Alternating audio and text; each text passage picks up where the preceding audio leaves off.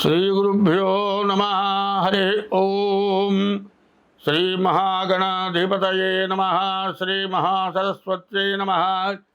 శ్రీగురుభ్యో నమ. హరి ఓం. యకర్త జగతాం భర్త సంహర్త మహసాం నిధి ప్రణమామి తమాదిత్యం బహిరంతస్తమోపహం భవత్యశ్చని నక్షత్రమస్వీదస్రస్తురంగమః ఆద్యస్తురంగస్తురగ అశ్వోబాజీ హయో హరి. మేష వృశ్చిక రాశులకి కుజుడు అధిపతి. మేష వృశ్చిక రాశులకి ఈ వృశ్చిక రాశికి 4వ శని ఉన్నాడు. అర్ధాష్టమ శని. ప్రాణకంటకుడు అంటే ప్రాణం తీస్తాడని కాదు, ప్రాణం తీసుకుందాము, ఆత్మహత్య చేసుకుందాము, ఏదైనా చేసుకొని చేద్దాము, మనం ఈ బతకలేము, ఇంత సమస్యలు మనకు వద్దు, ఇంట్లోనూ బాధే, బయటకు పోయినా బాధే, పిల్లల దగ్గర బాధే, పెద్దవాళ్ళ దగ్గర బాధే, ఎక్కడ అడుగు పెట్టినా సమస్యే, ఇట్లా బతకడం కంటే చావటం మంచిది అనేటువంటి పరిస్థితులు వస్తాయి వృశ్చిక రాశికి. కానీ వాటిని తప్పించుకోవాలి అంటే శని పూజ చాలా అవసరం. శని బాగాలేడు, రాహు బాగాలేడు, కుజుడు బాగాలేడు. మరి బాగుండని గ్రహాలు శని, రాహు, కుజుడు, బుధుడు, కేతువు, ఈ 5 గ్రహాలు బాగాలేవు. గురువు, రవి, శుక్రుడు బాగున్నారు. కాబట్టి ఈ వృశ్చిక రాశికి అష్టమంలో కుజుడు ఉన్నాడు. ఈ అష్టమ కుజుడు ప్రాణకంటకుడు. అర్ధాష్టమ శని ఇంకా ప్రాణకంటకుడు. కాబట్టి ఈ రాశి వాళ్ళు చాలా ఓర్పు చాలా అవసరం. మీ జాతకం చూపించుకోవడం ఇంకా అవసరం. మీ జాతక రీత్యా శాంతులు చేసుకోవటం ఇంకా అవసరం. తర్వాత మీరు ఏమి చేయాలన్నా ముందు ఇప్పుడు ఏమిటా అంటే దానికి తగిన పూజలు చేయిస్తాం. నిజంగా డబ్బులు లేక ఇబ్బంది పడుతూ ఉంటే దేవుడు అప్పులు తెచ్చో లేకపోతే చావమనో దేవుడు చంపడు. దానికి తగిన మార్గాలు వేరే ఉంటాయి. నిజంగా డబ్బులు లేకపోతే పర్వాలే, దేవుడికి ఏం చెబుతారు? పత్రం, పుష్పం, ఫలం, తోయం అన్నారు. మరి ఒక ఆకు, ఒక పుష్పం, ఒక పండు, ఏది చేత కాలేదు, 2 చేతులు ఎత్తి నమస్కారం. ఇది ఏది చేసినా మిమ్మల్ని రక్షిస్తాడు. ఎప్పుడు మనకు ఉన్నప్పుడు డబ్బులు ఖర్చు పెట్టి చేయవలసిందే. డబ్బులు లేనప్పుడు ఏం చేస్తాను? తినడానికే లేదు. దాన్ని ఏం చేస్తాం? గుళ్ళో పో, గుళ్ళో దేవుడు దర్శనం చేసుకో, దేవుడు ప్రదక్షిణం చేయి, దేవుడి దగ్గర తీర్థం తీసుకో, ఆ ప్రసాదం తీసుకో. ఇంకా మీకు ఏదైనా దోషాలు ఉంటే ఏమి చేయాలో చెబుతాం, అట్లాంటివి చేసుకుంటే మీకు అన్ని విధాలా బాగుంటుంది.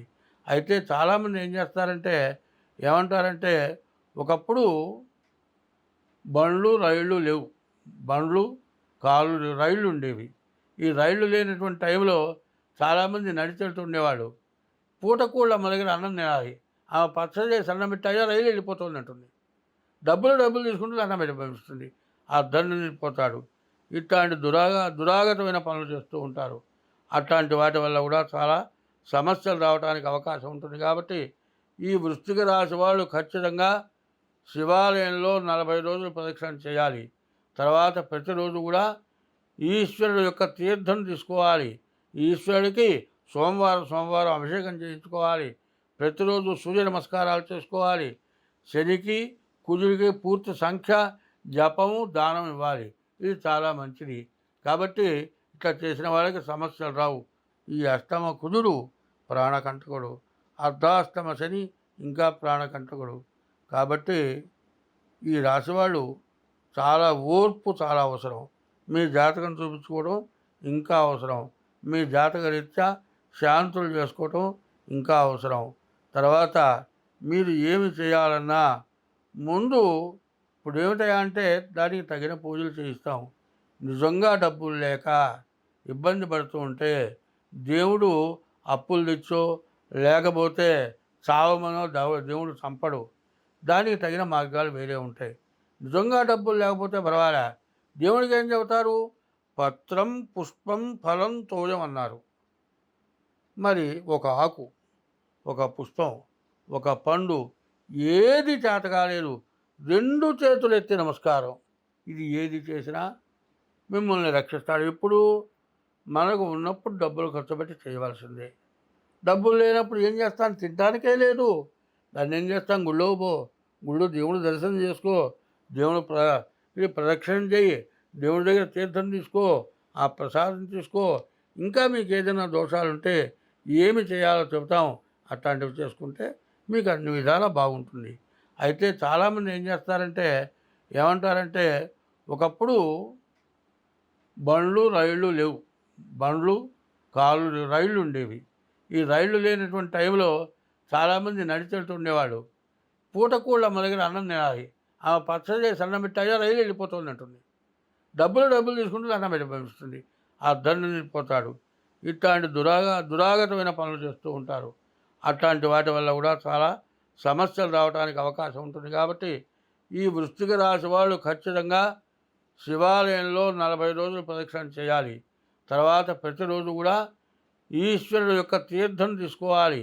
ఈశ్వరుడికి సోమవారం అభిషేకం చేయించుకోవాలి. ప్రతిరోజు సూర్య నమస్కారాలు చేసుకోవాలి. శనికి కుజుడికి పూర్తి సంఖ్య జపము దానం ఇవ్వాలి. ఇది చాలా మంచిది. కాబట్టి ఇట్లా చేసిన వాళ్ళకి సమస్యలు రావు.